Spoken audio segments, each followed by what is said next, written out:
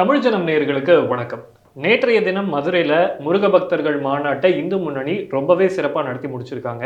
கிட்டத்தட்ட 5 லட்சம் பக்தர்கள் மாநாட்டில் பங்கேற்றிருக்காங்க.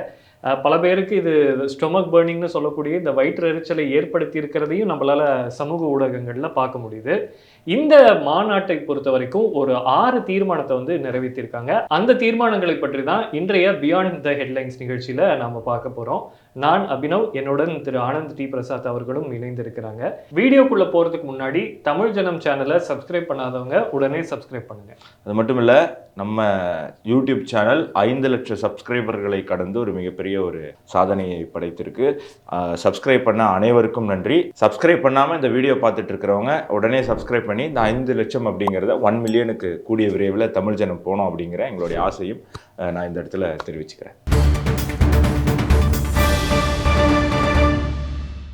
மாநாட்டினுடைய முதல் தீர்மானம் என்ன அப்படின்றத பார்க்கலாம். திருப்பரங்குன்றத்தில் தீபம், கார்த்திகை தீபம் ஏற்றணும் அப்படின்றது தான் முதல் தீர்மானமாக போட்டிருக்காங்க. ஆனால் திமுக அரசு என்ன சொல்லுதுன்னா, ஏற்கனவே அங்கே கார்த்திகை தீபம் ஏற்றிட்டு தான் இருக்கும் அப்படின்னு சொல்கிறாங்க.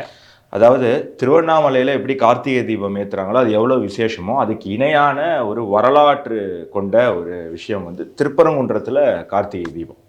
ஆனால் அந்த தீபம் எங்கே இப்போ ஏற்றப்படுது? திமுக சொல்கிறது உண்மைதான். திமுக எப்போவுமே பொய்யை கொஞ்சம் நூதனமாக சொல்லுவாங்க, உண்மையாக தான் சொல்கிற மாதிரி இருக்கும். இப்போ அவங்க சொல்கிறது உண்மைதான். இப்பயும் கார்த்திகை தீபம் ஏற்றப்படுது. ஆனால் எங்கே ஏற்றப்படுது அப்படின்னா, அந்த கோவில் மலைக்கு மிக அருகில் இருக்கக்கூடிய ஒரு மோட்ச தீபத்தில், மோட்ச தீபம் ஏற்றக்கூடிய ஒரு தூணில் கார்த்திகை தீபம் ஏற்றுறாங்க. மோட்ச தீபம் எதுக்கு ஏற்றுவாங்க?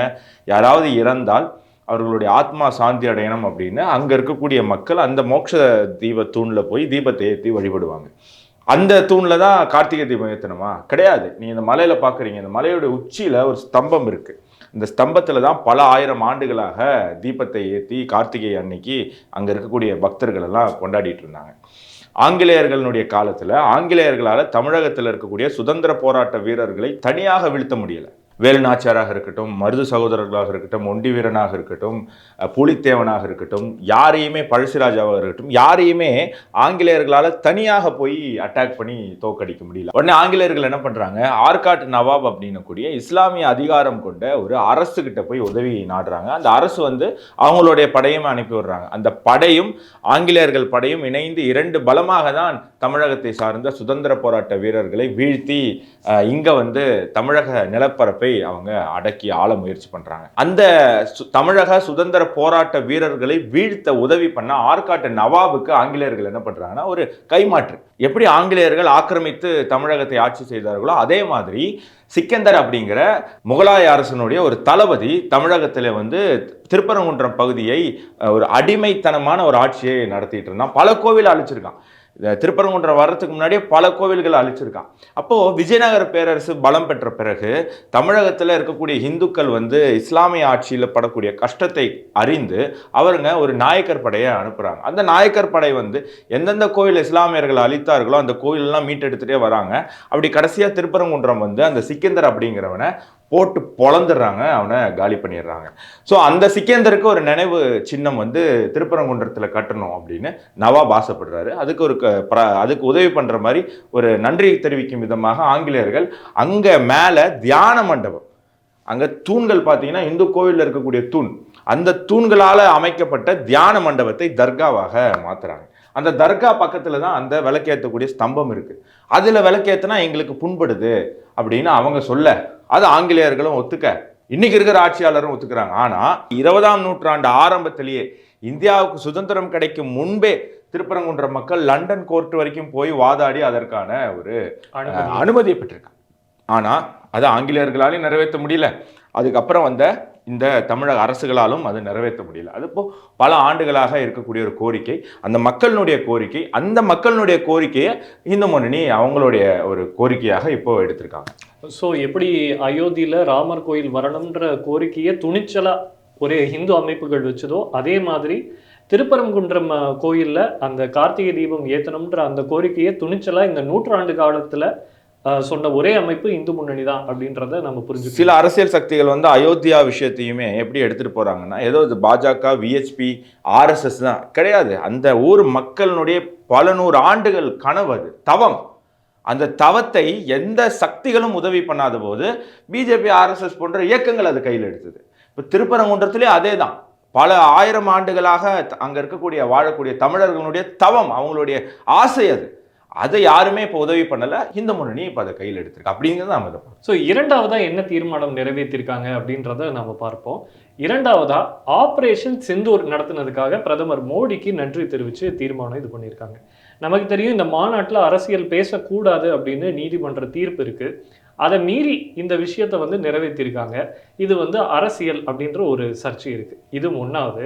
ரெண்டாவது, இது வந்து முருக பக்தர்களுடைய மாநாடு. இந்த மாநாட்டில் இந்த விஷயத்தை ஏன் எடுக்கணும் அப்படின்ற ஒரு கேள்வியும் எழுந்திருக்கு. முருகன் வந்து தமிழர்களுடைய போர் கடவுள். முருகனுக்கு எதுக்கு ஃபேமஸ்? அவர் எதுக்கு பேர் போனவர்? புகழ் சூரரை சம்ஹாரம் பண்ணது. அப்படிப்பட்ட அசுரனை அழித்தவர் முருகர்.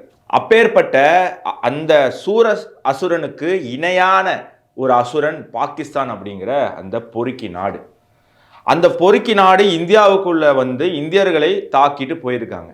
அந்த பொறுக்கி நாடுக்கு பதிலடி கொடுத்தது இந்தியாவினுடைய பாதுகாப்பு படையினரும் அதற்கு தலைமை தாங்கக்கூடிய நம்மளுடைய நாட்டு பிரதமர் திரு நரேந்திர மோடி அவர்கள்.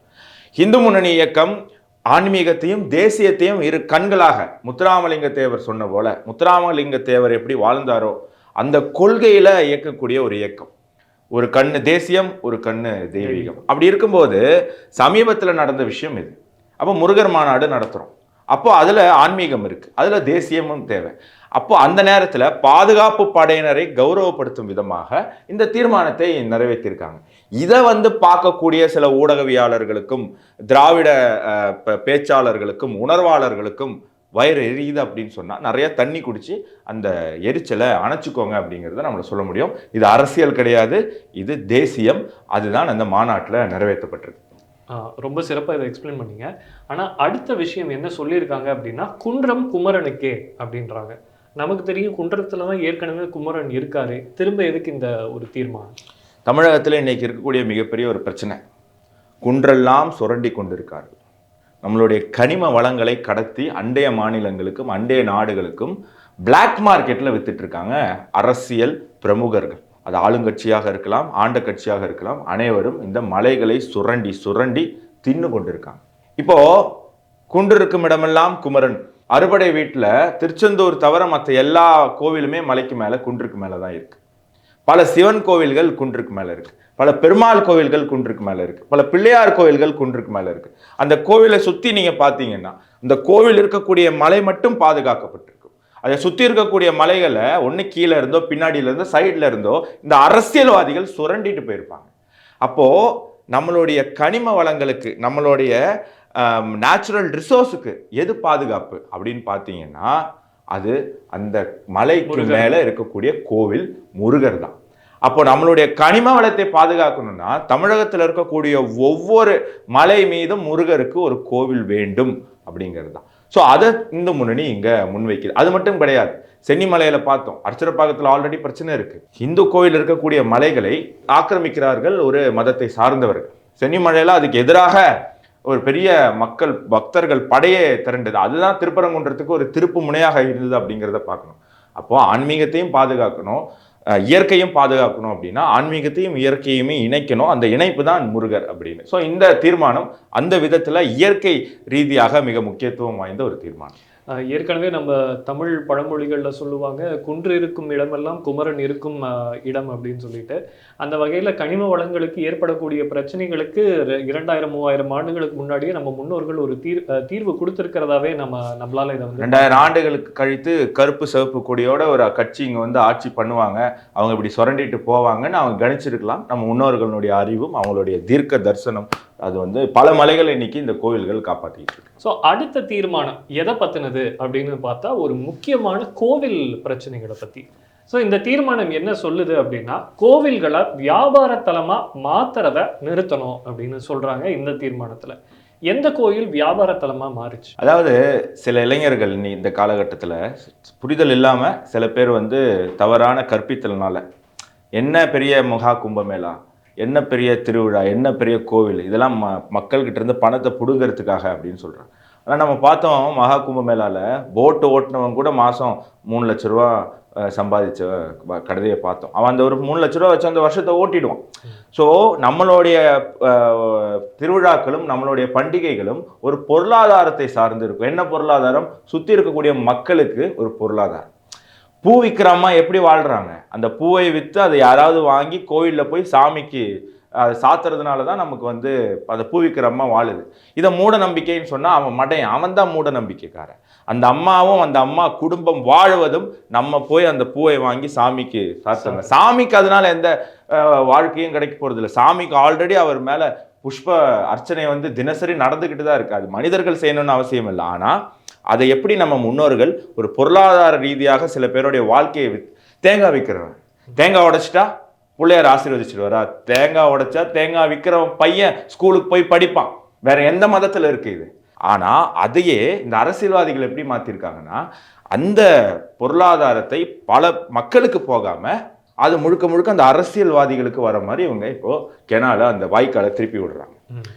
கட்டணம் இன்னைக்கு அறுபடை கோவிலினுடைய கண்காட்சி ஆறு படையுமே மதுரை அந்த மண்ணில் இந்து முன்னணி அமைச்சாங்க.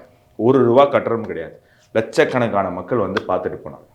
ஆனா எந்த அறுபடை கோவில்ல நீ கட்டணம் இல்லாம நம்மளால போய் சாமியை பார்க்க போய் பார்க்கறதுக்கு ஒரு பெரிய பிரச்சனை ஏற்படும். அமைச்சர் என்ன சொன்னாரு? வெயிட் பண்ண மாட்டீங்களா? உங்களுக்கு என்ன கூட்டிட்டு போய் என்ன திமிருத்தனமான பேச்சு.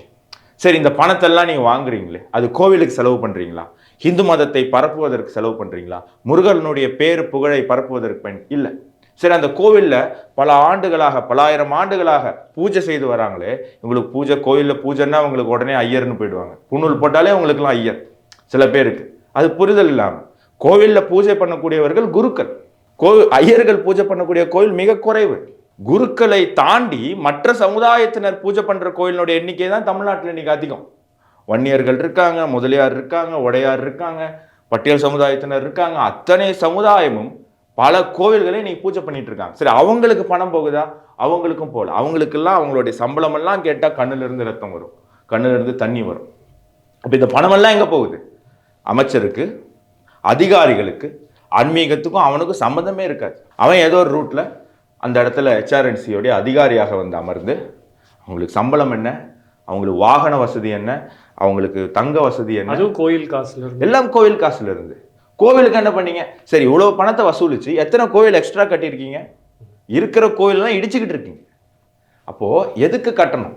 கோவிலுக்கும் வர்றதில்ல, அந்த மதத்தையும் பரப்புறதில்ல, தமிழையும் வளர்க்கறதில்ல, அப்புறம் எதுக்கு உங்களுக்கு கட்டணும்? அப்ப இதெல்லாம் செய்யறது எப்படி வருது? அரசு வந்து கோவிலை கண்ட்ரோல் வச்சுக்கிறதுனால தானே. அரசு நீ வந்து உங்களை செக்குலருங்கிற, செக்குலர் அரசுக்கு கோவில் என்ன வேலை? மத சார்பற்ற அரசுக்கு மதம் சார்ந்த இடத்துல என்ன வேலை? ஹிந்து மத கோவில் இந்துக்களுதுங்க, அது மதம் சார்ந்தது. அங்க செக்குலர் ஃபார்முலா வந்து நீங்க திணிக்க கூடாது. அதுவும் கோவில் மட்டும்தான் அரசு கண்ட்ரோல், மசூதியும் சர்ச்சும் அவங்க கண்ட்ரோல், கண்ட்ரோல். ஆனா அரசு பணத்தை எடுத்து வாரி வீசும். இங்க அரசு கோவில் பணத்தை எடுத்து அண்ணாதுரை பிறந்த நாளைக்கு சாப்பாடு. அண்ணாதுரைக்கு ஆன்மீகத்துக்கு என்ன சம்பந்தம்? அவர் எத்தனை கோவிலை கட்டினார்? அண்ணாதுரைக்கு அதிமுகவோ திமுகவோ திராவிட இயக்கங்களோ திராவிட கட்சிகளோ தேமுதிகவோ நீங்க பணம் கொடுங்க, நீங்க பணம் கொடுத்து சாப்பாடு போடுங்க. கோவில் பணத்தை எடுத்து ஏன் சாப்பாடு போடுறீங்க? கோவில் பணத்தை எடுத்து திருவாசகரனுடைய பிறந்த நாளைக்கு சாப்பாடு போடுங்க, திருவள்ளுவரனுடைய பிறந்த நாளைக்கு சாப்பாடு போடுங்க, காரைக்கால் அம்மையார் பிறந்த நாளைக்கு சாப்பாடு போடுங்க.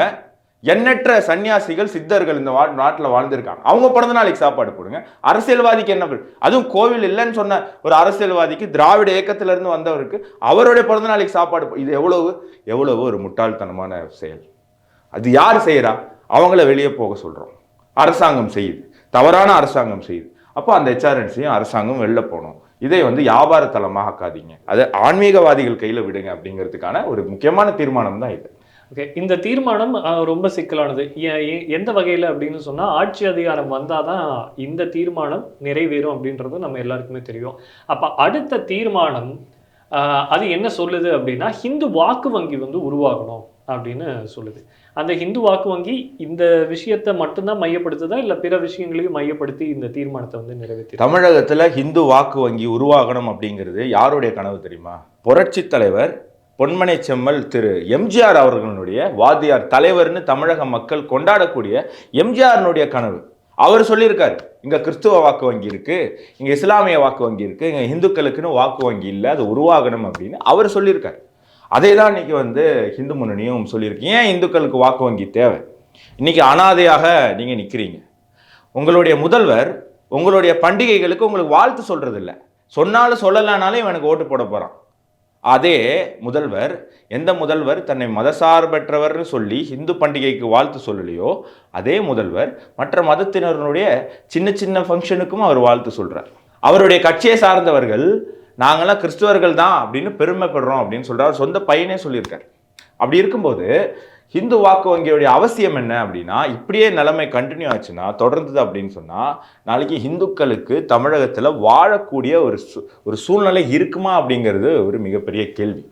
நம்ம கோவிலுக்கு போறோம், கோவிலுக்கு போய் லட்சக்கணக்கான பேர் கோவிலுக்கு போறாங்க, அதுல எந்த குறைச்சலும் இல்லை. ஆனா கூட்டு பிரார்த்தனை இல்லை. நம்ம பிரார்த்தனை பண்ணிட்டு வந்துடும். அதுக்கு தான் அடுத்த ஸ்லைட்ல கடைசி தீர்மானம் அதுக்கு தான். அது அப்படிங்கிறது நம்ம அடுத்தது பார்க்கலாம். அப்படி ஹிந்துக்கள் பிரிந்து கிடக்கிறார்கள்.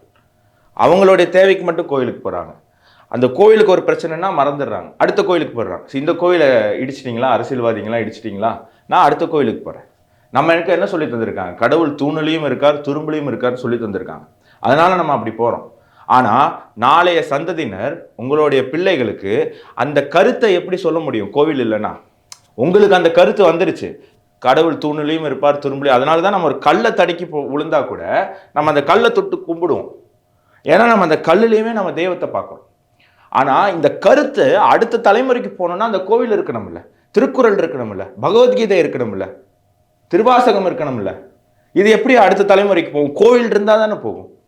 கோவிலும் நம்மளுடைய வழிபாடு முறைகளும் இருந்தா தானே போகும்.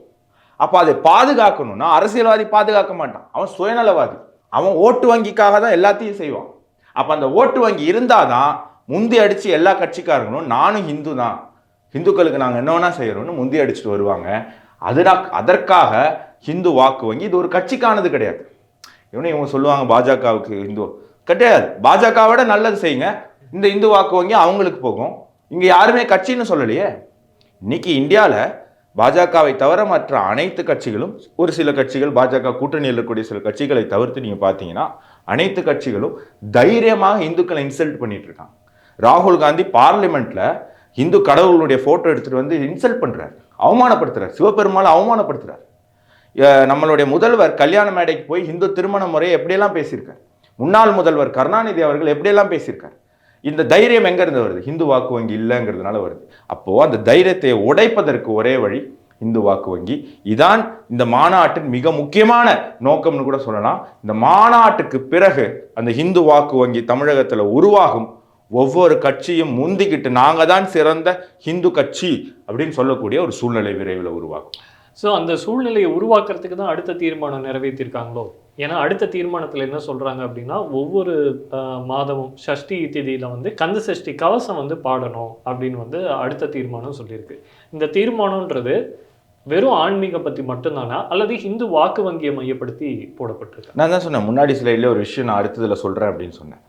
ஹிந்துக்கள் கோவிலுக்கு தனித்தனியாக போய் வழிபடுறாங்க. மற்ற மதத்தினர்லாம் பார்த்தீங்கன்னா கூட்டு பிரார்த்தனை இருக்கும். ஞாயிற்றுக்கிழமை சர்ச்சில் கூட்டு பிரார்த்தனை இருக்கும், மசூதியில் வெள்ளிக்கிழமை கூட்டு பிரார்த்தனை இருக்கும். ஆனால் இந்துக்களுக்கு அந்த மாதிரி ஒரு பழக்கம் இருந்திருக்கு. ஆனால் காலப்போக்கில் அது பல காரணங்களாக நம்ம பல பிரிவுகளாக பிரிந்ததுனால ஏற்பட்ட ஒரு சூழல் அப்படின்னு கூட நம்ம வச்சுக்கலாம். அந்த பழைய வழிமுறை அனைவரும் இணைந்து அனைவரும் சேர்ந்து கூட்டு பிரார்த்தனை செய்ய வேண்டும் அப்படிங்கிறது அந்த கந்த சஷ்டி கவசம் பாடணும் அப்படிங்கிறதுடைய நோக்கம். தனித்தனியாக நம்மளுடைய பிரச்சனைகளை கடவுளிடம் பிரார்த்தனை செய்யக்கூடிய நம்ம ஒட்டுமொத்த இந்து சமுதாயத்தின் பிரச்சனையும் நம்ம பிரச்சனையாக அதை ஏற்று ஒன்றாக இணைந்து ஜாதியை கடந்து, மொழியை கடந்து, மதத்தை கடந்து, மற்ற மதத்தில் இருக்கிறவங்களுக்கும் நான் ஒரு ஹிந்து தான், என்னுடைய கடவுள் வேற, நான் சிவனையோ விஷ்ணுவையோ கும்பிட்டா மட்டும்தான் நான் ஹிந்துன்னு நம்ம யோசிக்க வேணாம். நான் எந்த கடவுளை வேணா நான் கும்பிடலாம். இப்போ பாஜகவில் எடுத்துக்கிட்டிங்கன்னா வேலூர் இப்ராஹிம் இருக்கார், எத்தனையோ கிறிஸ்துவர்கள் இருக்காங்க. ஆர்எஸ்எஸ்ல கேரளாவில் எத்தனையோ கிறிஸ்துவர்கள் இருக்காங்க. அவங்க எல்லாம் இயேசுவை கும்பிடுறவங்க தான், இயேசுவை வணங்குறவங்க தான், இயேசுவை அவங்க உச்சகட்ட உயரத்தில் வச்சிருக்காங்க. ஆனால் மன ரீதியாக அவங்க ஏற்றுக்கிட்ட இன்னொரு விஷயம் என்னன்னா, நான் ஒரு ஹிந்து, கிறிஸ்துவம் என்னுடைய வழிபாடு முறையை தவிர ஹிந்து தான் என்னுடைய அடையாளம் அப்படிங்கிறது. அந்த சிந்தனையோடு இருக்கக்கூடியவங்க மதத்தையும் கடந்து வாங்க, எல்லாரும் சேர்ந்து எல்லாரும் இணைந்து கந்தசஷ்டி கவசத்தை பாடி இந்த நாட்டினுடைய தன்மை, குறிப்பாக தமிழகத்தினுடைய தன்மை, ஹிந்து தன்மையை மீட்டெடுக்க வேண்டும் அப்படின்னும் போது இது ஒரு மிக முக்கியமான ஒரு விஷயம். அதை வந்து இந்து முன்னணி இன்சூஸ் பண்ணியிருக்கு. இது கண்டிப்பாக இனி வரக்கூடிய ஒவ்வொரு சஷ்டி அன்னைக்கும் இந்த கந்தசஷ்டி கவசம் பாடக்கூடிய ஒரு நிகழ்வு, ஒரு ஒரு நிகழ்ச்சி, ஒரு ஆன்மீக புரட்சி தமிழகத்தில் இனி தொடர்ந்து நடக்கும் அப்படிங்கிறது மாற்று கருத்து கிடையாது. கருத்துக்களை ரொம்ப தெளிவாக பகிர்ந்தமைக்கு ரொம்ப நன்றி. நேயர்களே, மற்றொரு பியாண்ட் த ஹெட்லைன்ஸ் நிகழ்ச்சியில் சந்திப்போம். வெற்றிவேல் வீரவேல்.